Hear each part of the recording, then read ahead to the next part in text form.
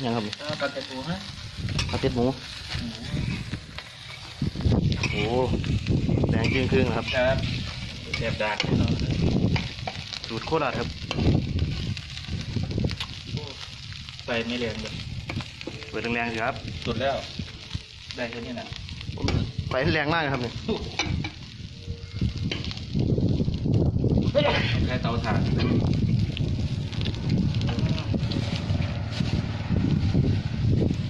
โอ้มันยังไม่หอมเน่าอีก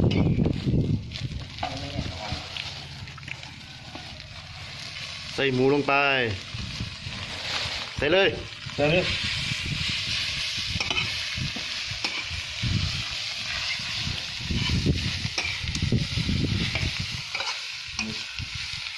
กินสบายใจ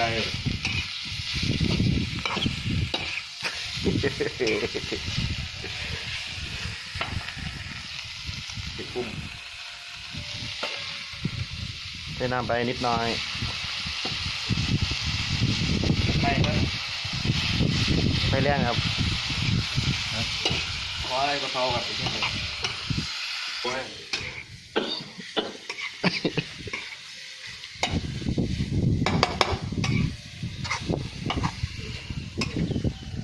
โอ้ยใส่ยังตัวครับซอสหอยลงไปใส่เลยเดี๋ยวครับเราจะเค็มน้ำตาลน้ำตาลนี่ขุดมาจากหลุมศพครับตำนานครับตำนานคาซิล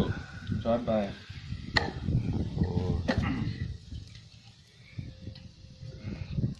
เร่งไฟหน่อยเติมน้ำอีกหน่อยนึงเร่งไฟหน่อยนึงครับผม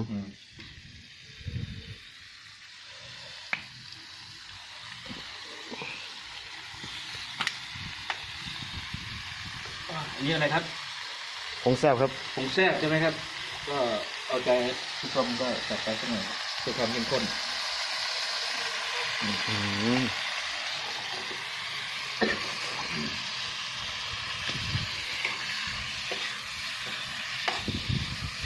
เสียแน่ครับ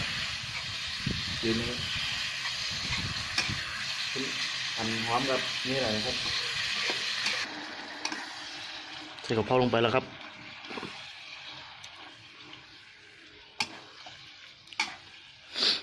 โอ้เป็นแซ่บครับ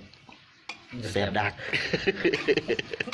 คุณโดนแน่นอนครับไม่ได้การจิ้มเลยเร็วไม่ได้การจิ้ม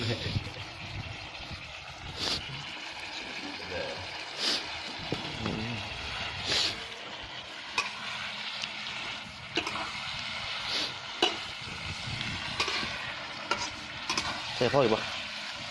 กะเพราเด็ดไปเนี่ยเอกเด็ดไปเนี่ยใส่มากจริงๆต้องใส่หมดใส่หมดเลยใส่ได้ไม่ใส่ยุบพันก่อนครับ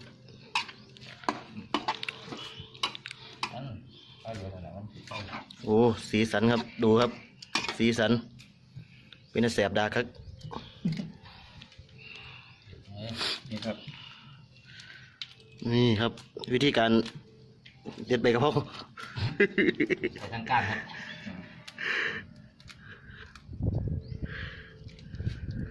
ใช้ประโยชน์ครบครับจะได้ของ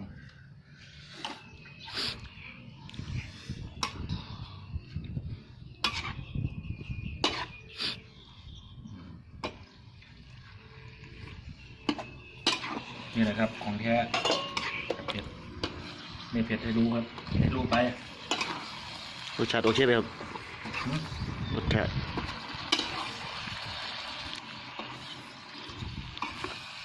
ได้ครับเป็นกินตัดแดดได้อยู่ใช่แดดแดดตักน้ำหน่อยครับเดี๋ยวไปกินน้ำหมูผมตักให้ครับคุณจะไปกินแบบนั้นได้ไงคุณกินแบบนี้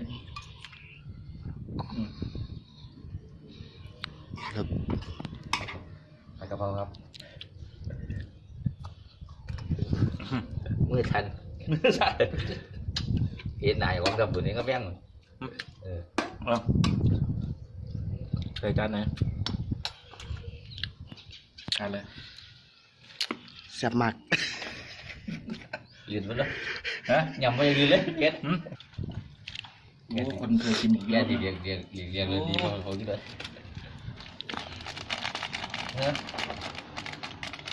แล้ว เก็บใส่เดี๋ยวผมจะลดไว้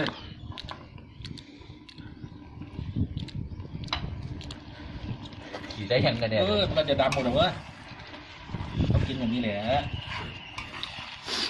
เพื่อนครับ หวานรสชาติหวานหรอปะ กินหวานนะ หวานนิดเดียวผ่านมาไม่ไหวหวานเลย มันหวานหอมอยู่แล้ว แซ่บแล้วพ่อ เฮ้ย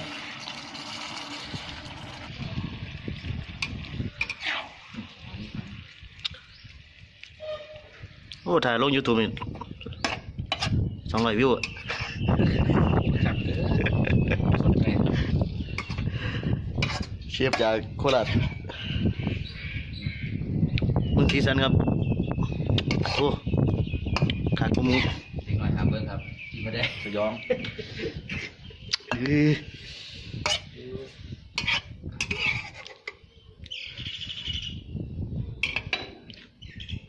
ยกไป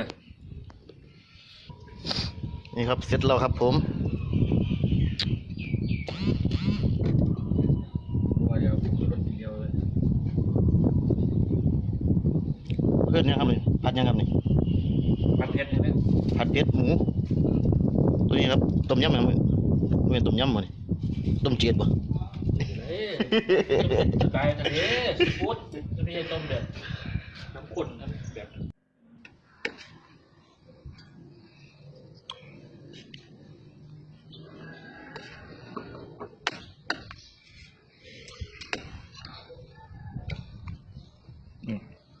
นี่มันแดง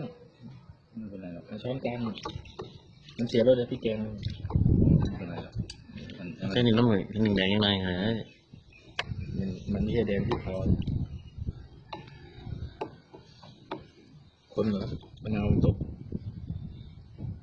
เมื่อกี้ลืมใส่หอมแดง ก็จะมาทุบใส่แล้วสัก4-5 หัวมันจะได้หวาน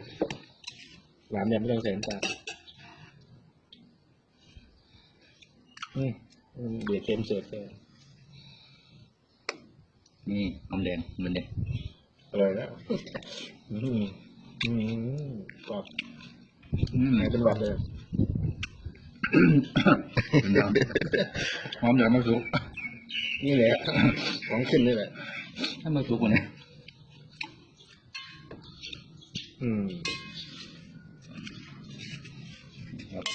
ผมเป็นผู้กา ยังไงนะคำยังไงนะ เป็นคนกระต่ายครับ สีดูสีครับ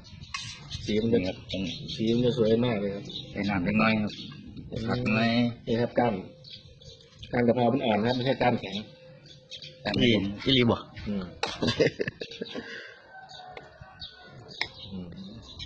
ขอครับนี่ครับเพื่อการเสียบบ่เสียบช่อง เฮ้ยใส่อีก อืม ใส่อีกนะนี่ครับ เก็บก่อนกินครับ เป็นไงครับเป็นไงครับเป็นไงครับ เดือดมากครับ อันนั้นเต็ม10ให้เท่าไหร่ครับ ให้3ครับ จบเกมครับแค่นี้แหละ โอ้นี่เลยครับเราทำให้คนอื่นกินเงี้ยครับ